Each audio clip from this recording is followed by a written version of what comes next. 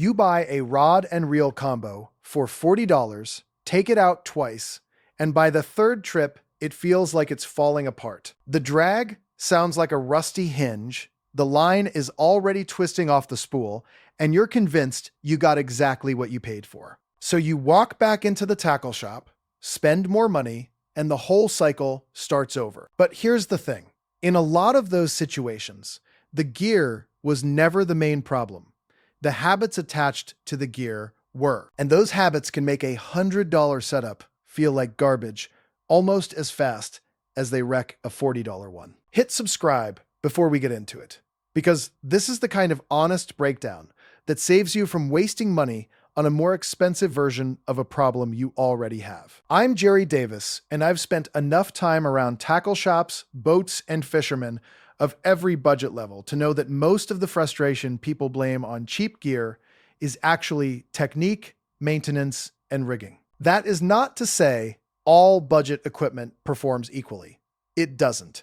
But the gap between cheap gear and expensive gear gets a lot wider when you're doing things that beat the cheaper stuff up faster and never let it perform the way it was designed to. By the end of this, you'll know which 10 habits are doing the most damage, what to do instead, and how to get noticeably better performance out of whatever you already own without spending a dime. Let's start with the one that ruins more cheap spinning reels than anything else: spooling line incorrectly. Most anglers fill their spool by holding the line spool any direction they feel like, or letting it roll around on the floor. When you do that with monofilament or fluorocarbon, you're introducing twist before the line ever touches water. Monofilament has memory.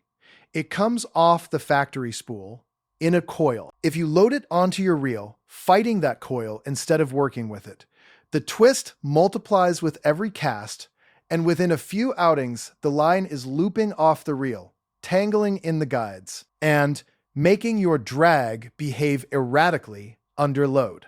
On a premium reel with a strong spool lip and tighter tolerances, this problem is slightly more forgiving. On an entry-level reel with a lighter bail and a smaller spool, twisted line turns into an absolute mess. The fix is simple.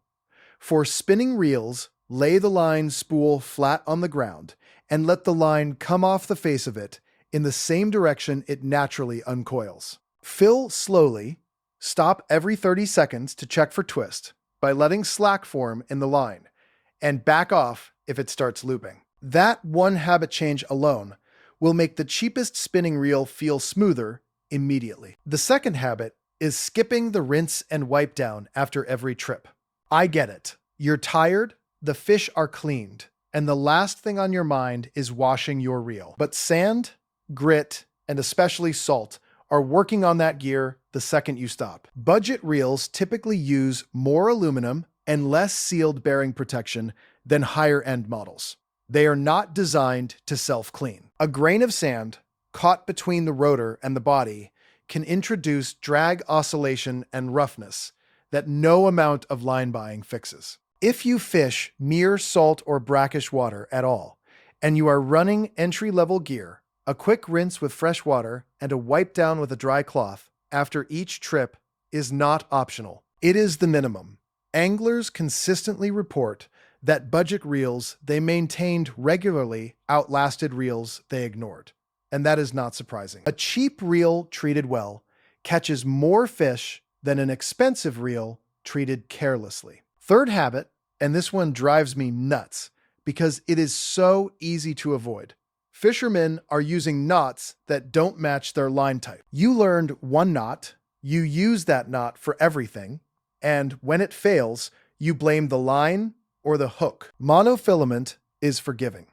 The improved clinch knot works well on mono in most freshwater situations because the material has stretch and the knot seats cleanly. But run that same knot on stiff fluorocarbon, especially in heavier pound tests, and you've got a connection that can slip under pressure because fluoro doesn't cinch the same way.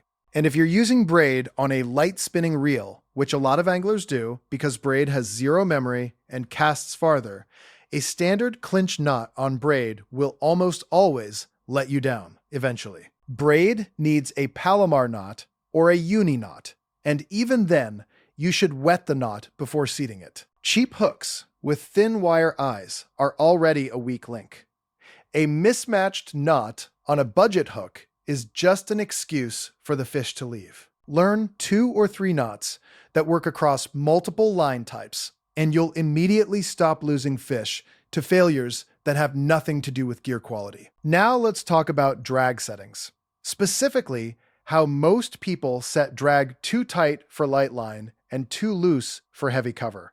And this habit punishes cheap reels far more than premium ones. Budget spinning reels typically have a functional drag range that is narrower than what the packaging claims. A reel rated for 12 pounds of drag may deliver that at the max setting, but the mid-range of the drag stack, where most fishing happens, can be inconsistent and jerky. When you crank the drag down hard and then try to fight a fish on light line, that inconsistent drag releases line in surges instead of steadily, and your line breaks at those surge points. Conversely, when the drag is too loose and a fish runs into cover, you can't generate enough resistance to turn it. The habit that helps is setting your drag before you cast, not mid-fight. Pull line off the reel at the rod tip with your hand and check whether the drag releases smoothly at moderate pressure. Adjust before you fish, not after you lose one.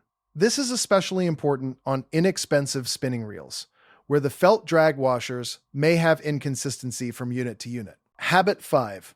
Storing gear wet, hot, or compressed. This might sound like basic stuff, but the number of anglers who toss a wet rod and reel into a truck bed, leave it baking in a closed vehicle for 6 hours, and then wonder why the cork grip is cracking or the reel handle feels stiff is significant. Heat accelerates oxidation inside reel bodies, degrades foam grips, weakens epoxy thread coatings on guides, and causes monofilament to lose elasticity faster. Budget rods often use simpler epoxy coatings on guide wraps that are more vulnerable to repeated heat exposure than the UV-resistant finishes on higher-end blanks. This is not a flaw the manufacturer can fully prevent at that price point, but you can compensate for it by keeping gear out of direct heat, storing rods loosely rather than bent under other equipment, and letting reels dry before capping them in a tube or bag. Small changes in how you store gear extend its useful life significantly, and that matters a lot more when you're working with equipment that has a tighter margin to begin with. The 6th habit is fishing with dull hooks. And I want to be direct about this because it is the single most underrated source of lost fish in freshwater fishing, regardless of what anything costs. Cheap hooks are manufactured at high volume and may not have the same consistent point sharpness or wire hardness as premium hooks, but they often start out sharp enough. The problem is that anglers fish the same hook through rocks, wood, clay bottoms, and missed sets for hours without checking the point. On any hook at any price, a dull point means a missed hook set. You feel the fish, you set the hook, the point rolls off instead of penetrating, and you're blaming the rod action or the reel's drag response. Check your hook point by lightly dragging it across your thumbnail. If it slides without grabbing, it is too dull. A small hook file is a few dollars and can restore a hook point in seconds. This habit is free and it immediately improves your hookup ratio without touching any other part of your setup. 7th, mismatching rod power to technique. This is where a lot of anglers who buy affordable rod combos go wrong. They buy a medium-heavy combo because it sounds versatile. Then they try to throw a 1/4 ounce finesse jig on it, get almost no feel from it, and conclude that the rod is a poor, sensitive rod. The rod is doing exactly what a medium-heavy rod does. The problem is the technique doesn't match the tool. A budget medium-heavy rod with a fast action might be a very capable rod for throwing a 1/2 ounce jig or a Texas-rigged worm in heavier cover. Put a drop shot rig on it, and you'll feel very little. Now compare that same approach on a budget, medium-light spinning rod with the right technique, and suddenly the rod feels alive because you've matched the weight range. Anglers consistently underestimate how much technique to rod matching affects their perception of rod quality. Before you write off a rod as unresponsive or stiff, ask yourself whether the lure weight and presentation you're using are actually in the rod's working range. Habit 8. Forcing gear through snags instead of working them free. Every angler gets snagged. That is not the issue. The issue is the response. A lot of fishermen immediately yank hard on the rod when they hang up, cranking the reel against a fixed object, jamming the bail, stressing the blank, and pulling the line at an angle that maximizes the chance of breaking. On a high-end graphite rod, this repeated abuse can crack the blank at the guide wrap. On a budget rod, with a simpler blank and lighter guide footings, the damage can show up faster. The better approach is to point the rod tip directly at the snag, removing the blank from the load entirely, and pull steadily with your hand on the line, or use the rod to apply gradual side pressure while walking the lure free. Rods are levers, not crowbars. When you use them that way, both cheap and expensive blanks last longer. Reels also take less internal stress when you stop cranking against a stopped load. Ninth habit: overfilling the spool and overcasting beyond the reel's comfortable range. Budget spinning reels have smaller lip overhangs, lighter bail springs, and spool designs that are less forgiving of overfill than mid-range or premium reels. When you pack line all the way to the very edge of the spool, line comes off in large loops on the cast, tangles under the bail, and creates wind knots in the top layers of braid or light mono. The common recommendation is to fill to within 1/8 of an inch of the spool rim, not right to the edge. On a budget reel, I'd say leave a little more room than you think you need. It gives the bail something to manage. Similarly, some light combo reels are not built to handle the torque of throwing maximum weight lures repeatedly for hours. The internal gear stack on an entry-level reel rated for light to medium work can develop slop faster when used consistently at the top end of its design range. Use the gear for what it was designed for, and it will hold up far longer. The 10th habit, and honestly the one that costs anglers the most money over time, is blaming the gear before checking the fundamentals. Fish are cold-blooded. They adjust their feeding behavior based on water temperature, light, pressure, season, and how pressured that body of water is. A rod and reel do not make fish eat. They help you present a bait efficiently when you've already figured out where the fish are, what depth they're holding at, what mood they're in, and what presentation matches those conditions. When fish aren't biting, the instinct is to change lures, upgrade rods, try a different reel, buy something new. Sometimes that's the right call.